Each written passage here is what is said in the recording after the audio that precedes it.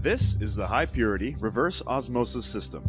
Commonly called the RO, it is a fully automated process with automatic controls and alarm system. An RO water system includes pre-filtration for particulate matter and chlorine reduction with carbon treatment.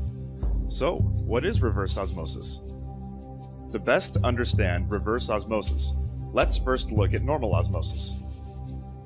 To illustrate, imagine a semi-permeable membrane with fresh water on one side and concentrated solution on the other, such as salt water. If normal osmosis takes place, the fresh water will pass through the membrane to dilute the concentrated solution. In reverse osmosis, pressure is exerted on the side with the concentrated solution to force the water molecules through the membrane to the freshwater side. This retains the salt to give us salt-free water.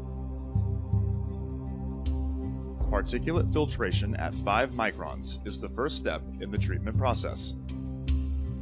This filter ensures that all particulate matter is removed prior to the next step of filtration, as well as less long-term maintenance of the RO membranes. Reverse osmosis is sensitive to oxidizers such as chlorine, typically found in all city water sources.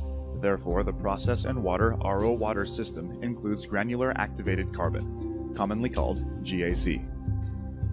The GAC is an absorbent and will reduce the levels of chlorine being sent to the RO membranes.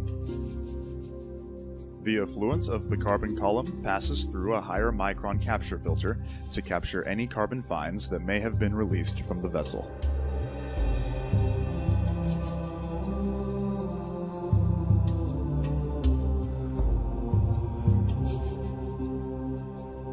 The influent water has been pre-treated and is now prepared to be processed through the reverse osmosis membrane. As the water passes through the RO membrane, there is a low pressure switch to protect the pump against low inlet flow or pressure. There are panel-mounted pressure gauges to monitor the pre-treatment and reverse osmosis inlet and outlet pressures. The neighboring control panel is used to monitor water quality and facilitate operational functions. There are 3 streams that exit the reverse osmosis process. The permeate water, which is the clean, filtered, or product water, passes through the permeate flow meter and is sent to the product water storage tank.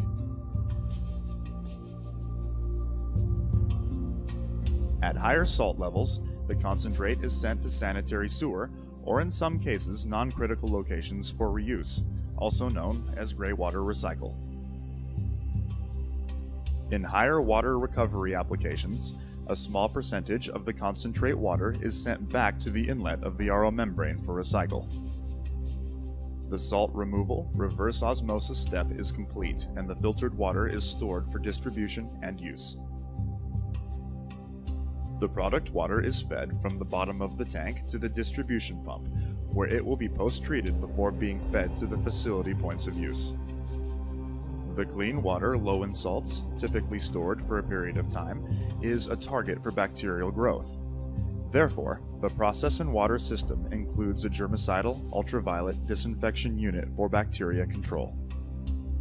Germicidal UVC light deactivates the DNA of bacteria, viruses, and other pathogens, and thus destroys their ability to multiply, which is critical in any process and lab use environment of RO product water. The UV-treated water is passed through a final filter, usually sub-micron, to filter any organic or non-organic matter from the subsequent ultraviolet treatment. In some cases, further ionic removal will be needed to meet deionized water quality. If this is required, Process and Water implements a DI polishing bed containing strong acid cation and strong basic anion resins to remove all remaining ionic constituents in the water. The product water has been post-treated and is ready to be sent to the points of use.